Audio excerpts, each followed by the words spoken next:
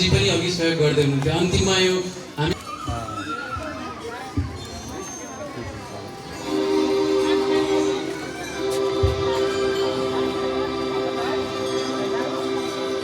शैलपुत्री च द्वितीयं ब्रह्मचारिणी तृतीयं चन्द्रघण्टेति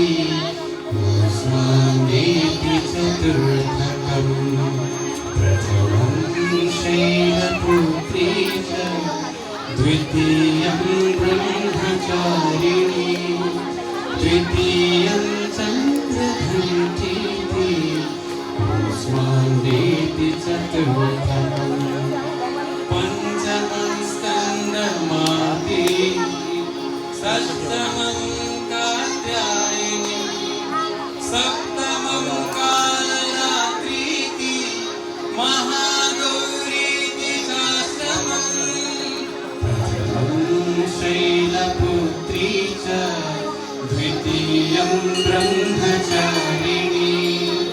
तृतीयं चन्द्रघण्टेति कूष्माण्डेति चतुर्थकम्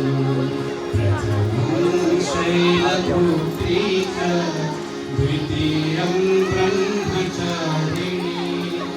तृतीयं चन्द्रघण्टेति कूष्माण्डेति चतुर्थकम् नवमं सिद्धिदात्री च नवदुर्गः प्रकीर्तितः उक्तानि तानि नामानि ब्रह्मणैव महात्मनः प्रथमं शैलपुत्री च द्वितीयं ब्रह्मचारिणी तृतीयं चन्द्रघण्टेति कूष्माण्डेति चतुर्थकम् प्रथमं शैलपुत्री च द्वितीयं ब्रह्मचारिणी तृतीयं चन्द्रघण्टेति